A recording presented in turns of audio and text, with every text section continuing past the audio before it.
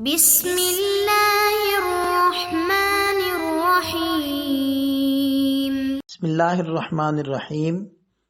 السلام علیکم دوستو، کیا حال ہے؟ آپ تمام حضرات خیریت سے ہیں؟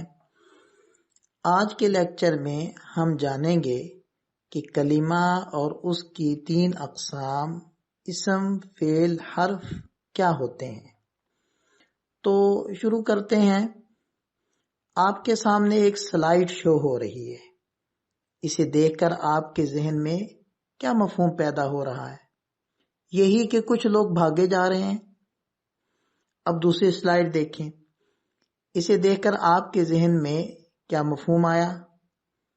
یہی کہ ایک مریض ہے اور اس کو سٹریچر پر ڈال کر ہاسپٹل کی طرف لے کر جا رہے ہیں۔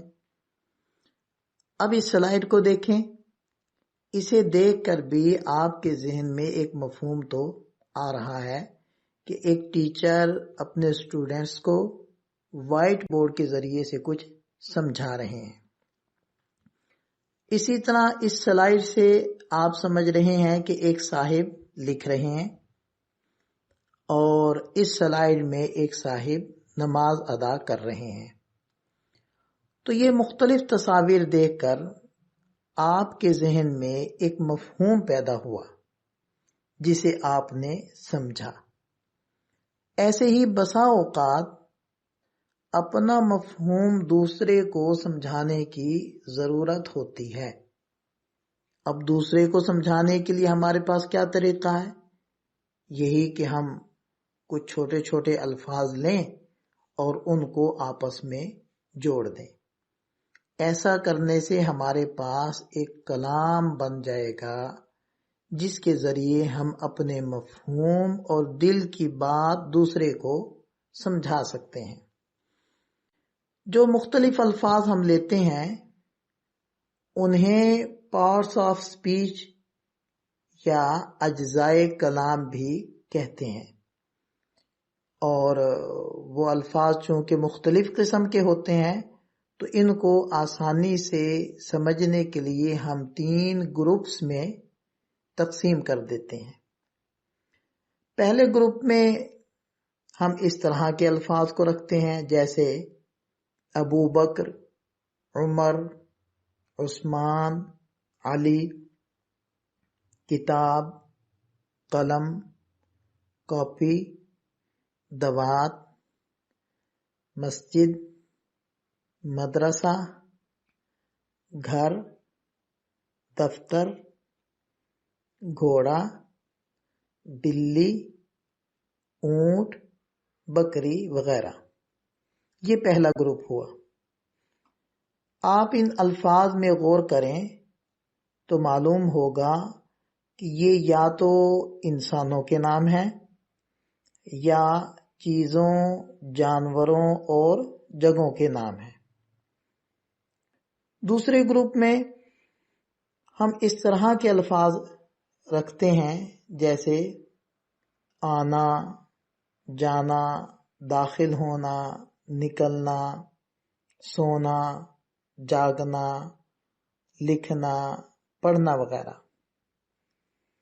آپ ان الفاظ میں غور کریں تو سمجھ آئے گا کہ ہماری شب و روز کی مصروفیات اور کام کاج اس گروپ میں رکھے گئے ہیں۔ اور تیسرے گروپ میں ہم اس قسم کے الفاظ جمع کر لیتے ہیں جیسے پر، سے، تک، میں وغیرہ۔ الفاظ میں غور کریں تو معلوم ہوگا کہ یہ الفاظ جملوں میں بطور سہارا اور مدد کے استعمال ہوتے ہیں۔ یہ بات ذہن میں رہے کہ ہم جتنے بھی الفاظ اپنا مفہوم بیان کرنے کے لیے استعمال کرتے ہیں وہ ان 3 گروپس میں سے کسی ایک کے اندر داخل ہو جاتے ہیں، ہمیں چوتھا گروپ بنانے کی ضرورت نہیں ہے۔ یہ گروپس تو آپ سمجھ ہی گئے ہیں۔ اب ہم دیکھتے ہیں کہ علم النحو والوں نے ان کے کیا نام رکھے ہوئے ہیں۔ پہلے گروپ کو اسم کہتے ہیں اور دوسرے کو فعل، جبکہ تیسرے کو حرف کہتے ہیں، اور اسم، فعل اور حرف کو کلمہ بھی کہتے ہیں۔ اب ہم ان کی تعریفات آسان الفاظ میں سمجھ لیتے ہیں۔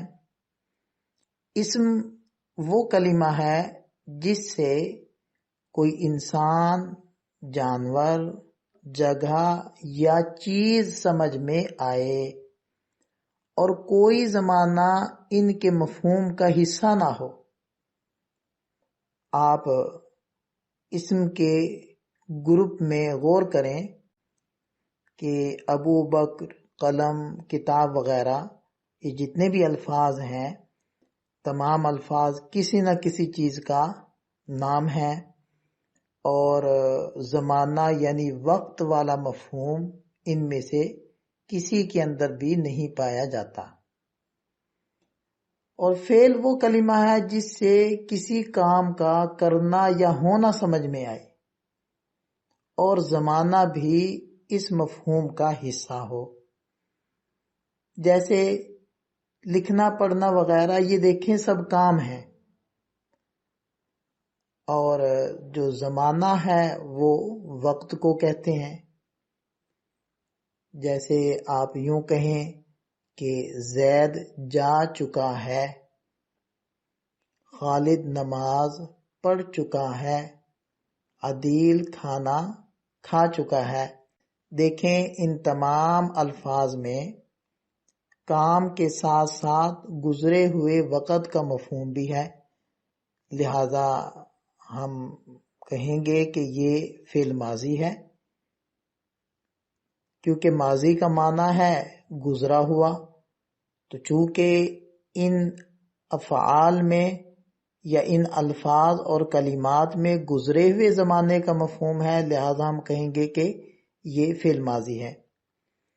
اور اگر آپ یوں کہیں زید جا رہا ہے، خالد نماز پڑھ رہا ہے، عدیل کھانا کھا رہا ہے، ان الفاظ میں کام کے ساتھ ساتھ موجودہ زمانہ کا مفہوم بھی پایا جا رہا ہے، لہذا ہم کہیں گے کہ یہ فعل حال ہے، اس لیے کہ اگر موجودہ زمانہ پایا جائے تو اس کو فعل حال سے تعبیر کرتے ہیں۔ اور اگر یوں کہیں کہ زید جائے گا، خالد نماز پڑھے گا، عدیل کھانا کھائے گا، ان الفاظ میں کام کے ساتھ ساتھ آنے والے زمانے کا مفہوم بھی سمجھ میں آ رہا ہے، لہذا ہم کہیں گے کہ یہ فعل مستقبل ہے۔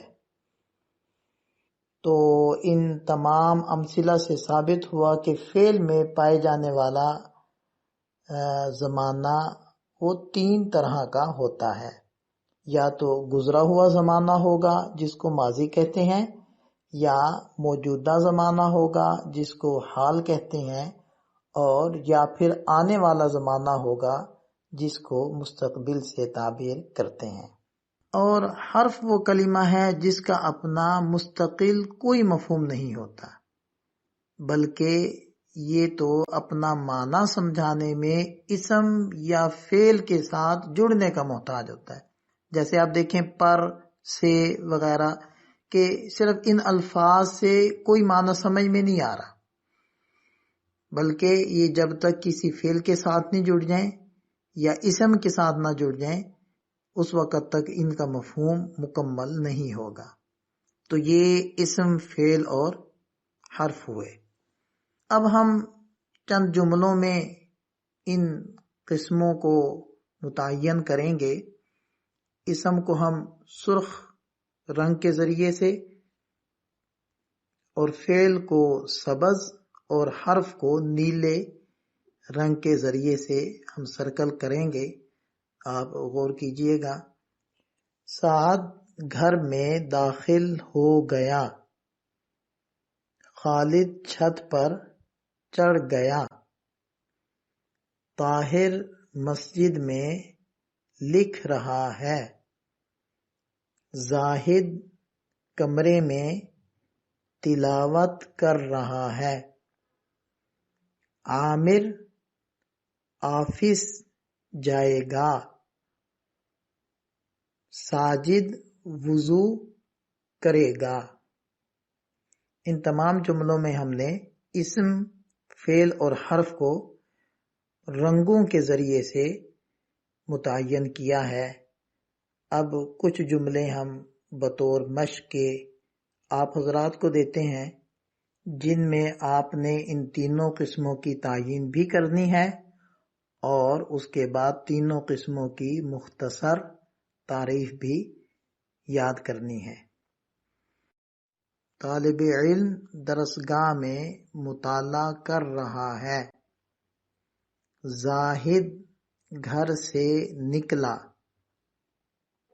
محمد کل سے روزہ رکھے گا۔